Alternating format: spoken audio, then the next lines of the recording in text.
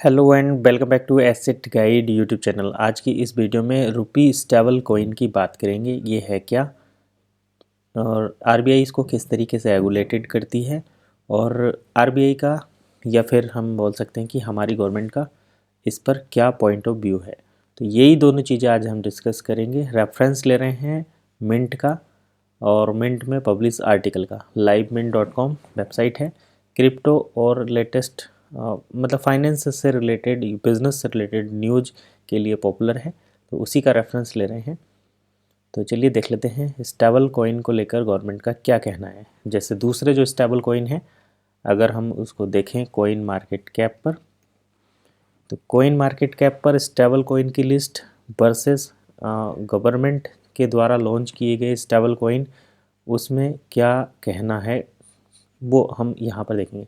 तो ये रही क्रिप्टो करेंसी की लिस्ट। इस लिस्ट में जैसे USDC स्टेबल कॉइन है, इसका प्राइस $1 के आसपास ही रहता है every time. Tether USDT stable coin है, $1 और डॉलर से बैक्ड रहता है।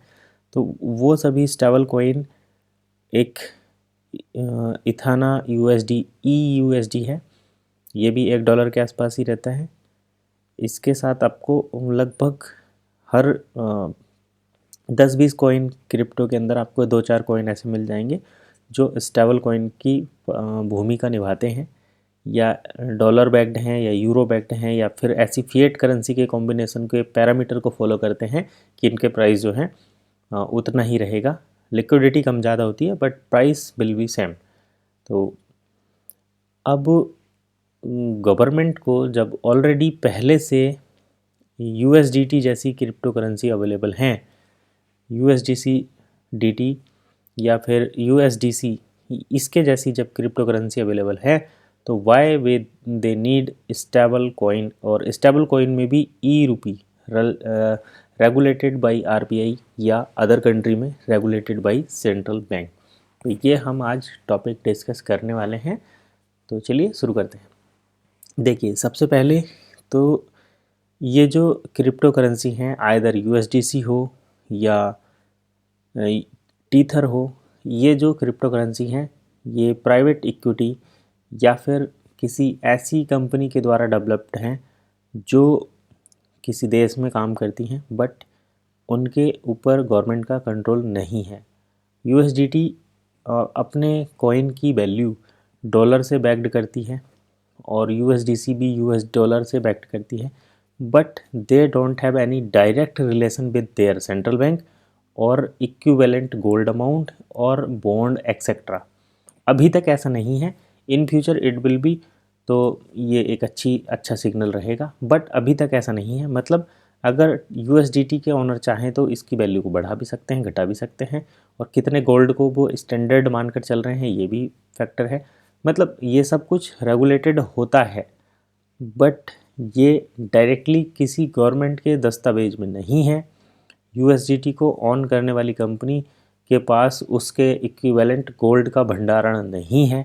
इसीलिए government always try to find out a way कि वो everything should keep in their control, और यही चाहते हैं इंडियन गवर्नमेंट। इंडियन गवर्नमेंट की बात करें तो वो क्रिप्टो को ही रेगुलेटेड नहीं करते।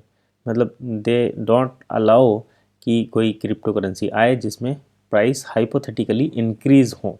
सो they are looking for a, अब इसके पीछे एक आंसर आता है कि आप हाइपोथेटिकली या हाई लिक्विडिटी वाली जो क्रिप्टो करेंसी हैं उनको अडोप्ट ना करके you should go for stable coin like USDT and USDC।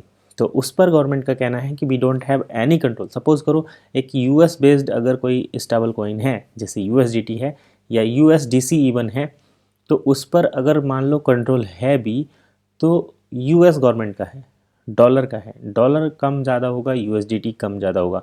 आपने देखा होगा कि अगर $1 एक USDT बराबर हैं तो वो रुपए से हर टाइम वेरी करेगा, बिकॉज फॉरेक्स मार्केट में डॉलर और रुपए की भी ट्रेड होती है। दैट मीन्स डॉलर के रेस्पेक्ट में रुपया और रुपए के रेफरेंस में यूरो हमेशा घटते बढ़ते अप डाउन रहते हैं। It depends on central bank policies, it depends on the government policies, और it depend on the liquidity and demand supply of buying selling या ट्रेडिंग जो भी होता है, ठीक है, कई फैक्टर पर डिपेंड करता है।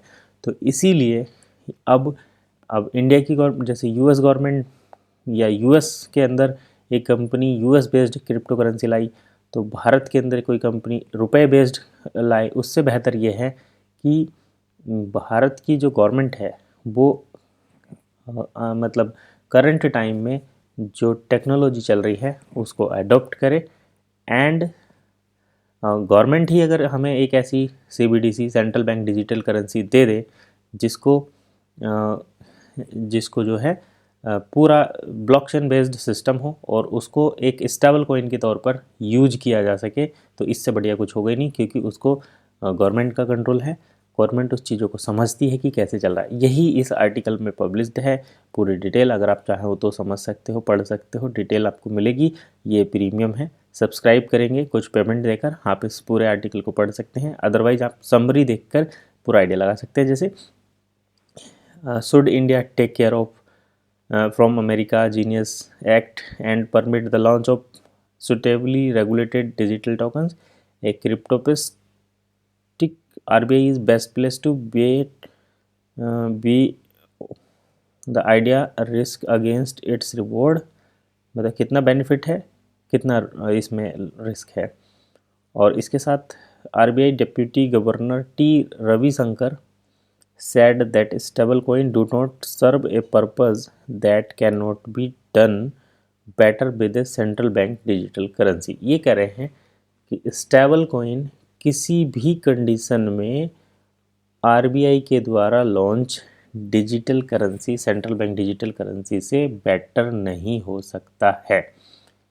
और ये बात बिल्कुल सही भी है, क्योंकि आरबीआई जिस सेंट्रल बैंक डिजिटल करेंसी को रेगुलेटेड करेगी या रेगुलेट करेगी उस पर लोगों का एक ट्रस्ट फैक्टर रहेगा।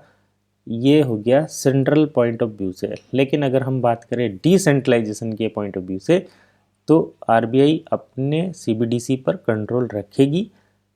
और जैसे मान लो कि आज बैंक हॉलीडे है, तो you can not evolve in the system where you will seek some administrative information, but at USDT और दूसरे stable coin they are always available, और उसमें आपको कोई एडमिनिस्ट्रेटिव हेल्प की ज़रूरत है नहीं, क्योंकि उनकी सभी नोड पब्लिकली अवेलेबल हैं।